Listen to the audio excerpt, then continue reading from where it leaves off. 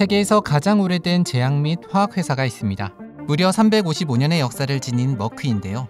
외상 후 통증이나 수술 후 통증 등에 활용하여 모르는 이가 거의 없는 진통제 모르핀을 최초로 대량 생산하여 상업화한 기업입니다. 그런데 오늘날 휴대폰이나 TV 등에서 활용되고 있는 액정을 세계 최초로 개발한 곳도 바로 머크라고 합니다. 이번 브랜드 백과사전에서는 머크에 대해 알아보겠습니다.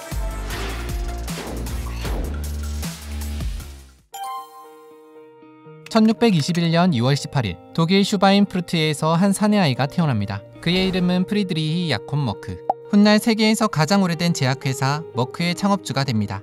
어릴 때부터 약초에 관심이 많았던 야콥은 약학을 전공하고 시청 약국에서 견습 과정을 거쳐 정식으로 약사가 됩니다. 그리고 법원 약국의 대리 약사 등으로 지내며 약학 지식을 계속 쌓아갔는데요. 시간이 흘러 1661년 40살이 된 야콥은 독일 북부에 위치한 베셀브룬 지방에서 한 약재상을 인수해 첫 약국을 열게 됩니다.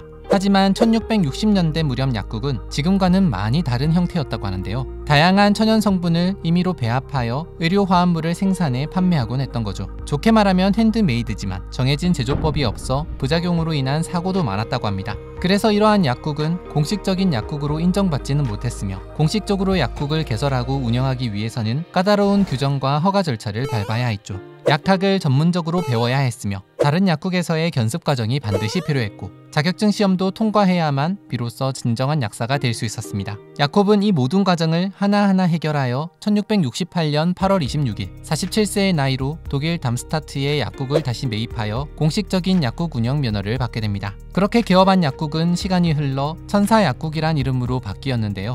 이곳이 바로 머크의 모태로 여겨지고 있습니다. 천사약국에서는 다양한 약물을 취급했지만 그중 가장 인기 있는 약은 라우다눔이었습니다. 라우다눔은 진통효과가 있는 아편 성분과 아니스라 등의 알코올성 용매로 구성된 화합물이었는데 통증 완화 및 진정효과에 탁월해 당시 대부분의 의사 약상자에 있을 정도였다고 합니다. 그렇게 불티나듯 팔리는 라우다눔 덕분에 천사약국은 크게 성장할 수 있었습니다. 하지만 1678년 약국을 개업한 지 10년째 되던 해에 야콥은 갑자기 이 세상을 떠나게 됩니다. 문제는 천사약국을 물려줄 직계 자식이 없다는 것이었죠. 그래서 천사약국을 맡을 사람이 없는 상황이었는데요. 그러다 1715년 야콥의 조카인 게오르크 프리드리히 머크가 천사약국을 물려받으면서 역사 속으로 사라질 뻔했던 천사약국의 역사는 이어질 수 있었습니다. 덕분에 이후 350년이 넘는 세월 동안 사업이 이어지며 세계에서 가장 오래된 제약사라는 명성을 얻을 수 있었던 겁니다.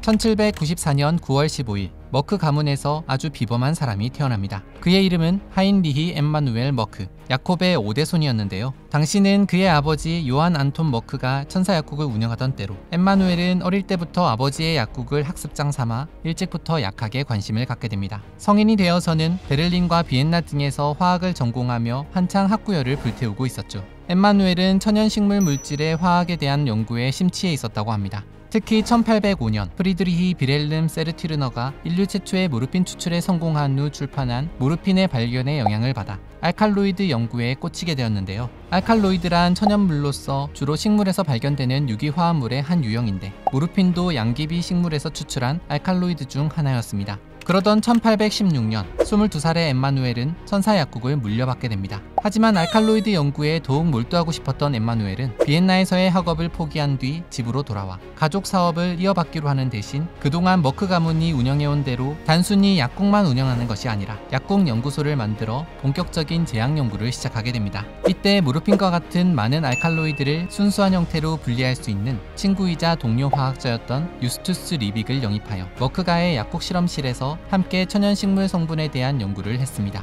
그리고 두 젊은이는 아편에서 알칼로이드를 추출하고 정제하는 효율적인 방법을 찾게 됩니다. 이것은 프리드리히 빌헬름 세르티르너가 최초로 발견한 모르핀보다 약물의 순도를 증가시켜 효과를 개선하고 부작용을 줄인 획기적인 방법이었습니다. 그리고 1826년 엠마누엘은 즉시 독일의 한 약국 잡지에 아편과 모르핀에 대한 연구 결과를 발표했습니다.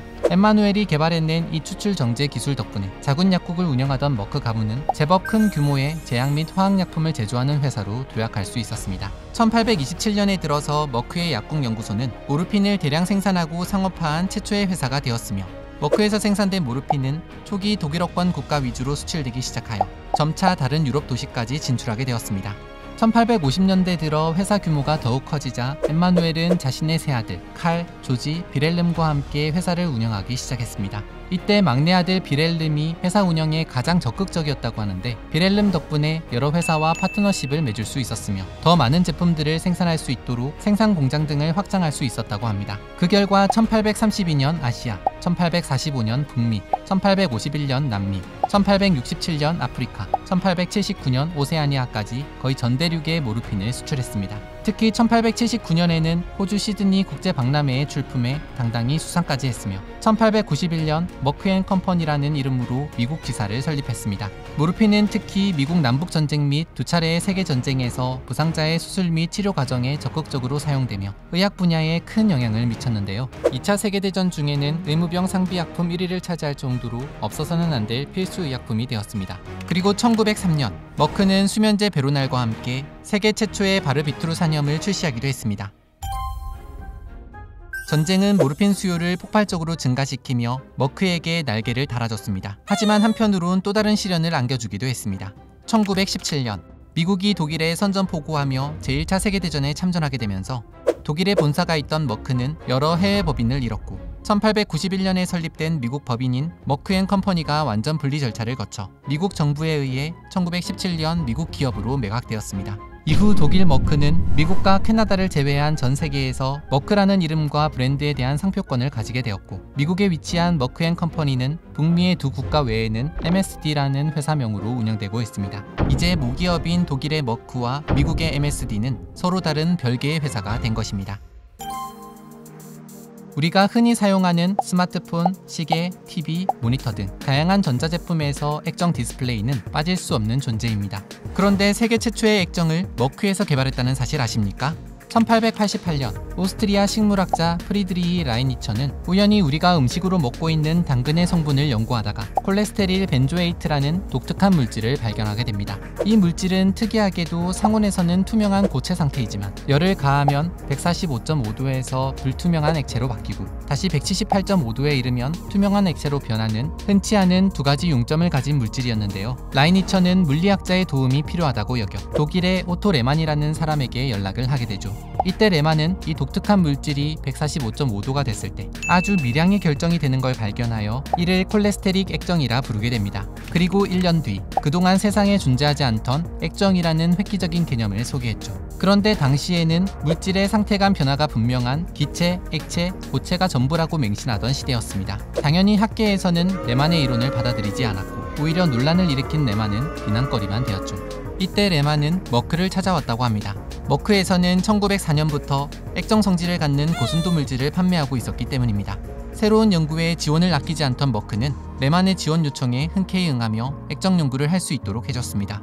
덕분에 1920년 레만의 액정은 오랜 연구 끝에 학계에서 인정받을 수 있었다고 합니다. 하지만 1930년대 중반까지는 액정을 사용하는 구체적인 응용 사례가 거의 없었기 때문에 관심이 급속도로 떨어지고 말았는데요. 1966년 미국의 과학자 제임스 퍼거슨이 쓴 액정을 기술적으로 응용할 수 있다는 내용의 논문을 보게 된 머크는 또 다른 사업 아이템으로서 액정 연구를 이어가기로 결정했습니다. 이전에 발견했던 콜레스테릭 액정의 연구와 더불어 막대 모양의 분자들이 서로 평행하게 배열하는 네마틱 액정에 대한 연구까지 본격적으로 시작했는데요. 새로운 네마틱 액정을 합성하는 가운데 머크는 액정의 기술적 응용 가능성을 발견하게 됩니다.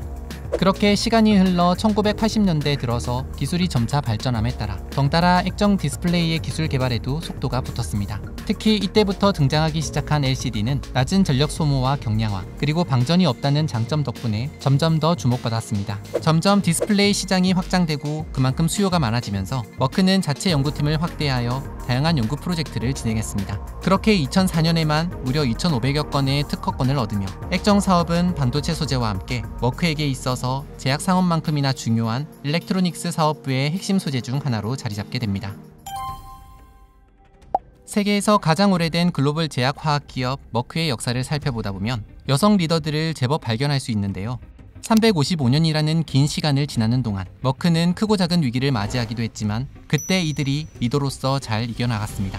1805년 6월 1일 야콥의 4대 손이던 요한 안톤 머크는 가업을 이어 천사 약국을 운영하던 중 세상을 떠났습니다. 이때 그의 아내였던 아델하이드 머크가 남편을 대신하여 천사 약국을 운영하게 되는데요. 그녀가 머크 최초의 여성 CEO의 뿌리가 된 것이죠. 실제로 18세기 중반 엘리자베스 카타리나 머크 역시 남편이 사망하자 약국 경영에 참여해 지금으로 치면 CFO로 활약했습니다. 이때 대차거래와 관련된 분야에 뛰어난 능력을 발휘하여 현재의 머크가 되기까지의 탄탄한 기반을 마련했다고 합니다. 한편 1918년 머크가에 범상치 않은 여성이 시집 오게 됩니다. 어네스타 머크. 그녀는 당시 남성만의 스포츠였던 모터스포츠에서 유일한 여성 레이서로 활약했는데요. 실제로 1920년대 독일에서 가장 성공한 여성 레이서 중 한 명이라고 합니다. 이처럼 오랜 역사와 함께 머크를 탄탄하게 뒷받쳐온 여성 리더십을 이어받아 현재 머크의 CEO인 벨렌 가리오도 여성 리더입니다. 머크는 다양성, 평등, 포용을 바탕으로 하는 글로벌 기업 문화를 일궈내고 있습니다. 머크는 현재 66개국에 6만 4천 명이 넘는 임직원을 보유하고 있습니다.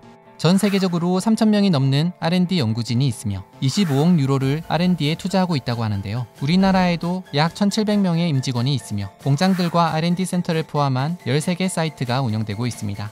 머크는 제약을 포함한 기업의 뿌리이자 심장인 헬스케어 분야와 바이오 생명공학 분야의 라이프 사이언스, 전자 및 반도체, LCD 소재를 생산하는 일렉트로닉스까지 총 3가지 사업부로 운영되고 있는데요. 그중 헬스케어 사업부가 한국 머크 바이오파마라는 이름으로 희귀 난치 질환을 위한 항암제, 다발성 경화증 치료제, 성장 호르몬제, 난임 시술 호르몬 등의 치료제들을 공급 중입니다. 특히 난임 치료 분야에서는 전 세계 500만 명의 신생아를 탄생시킨 기업으로 주목받고 있으며 국내 난임 분야에서도 제품과 기술로 도움을 주고 있다고 합니다. 한국 사회에서 다양한 사회공헌 활동도 펼치고 있어서 덕분에 다국적 제약사로는 유일하게 4년 연속 보건복지부와 한국사회복지협의회 주관 지역사회공헌 인정기업으로 인증받기도 했습니다. 이미 수많은 업적을 쌓아왔지만 한국 머크 바이오파마는 머크의 정신에 따라 지속적으로 신약 연구를 이어가며 면역 항암, 종양, 신경면역, 난임, 뇌분비 질환 치료제 등 특히 난치 및 소수 희귀 질환 영역에서 혁신적인 신약을 만들고 국내 환자들에게 빠르게 공급하고자 노력 중이라고 합니다. 이상 머크에 대해 알아봤습니다.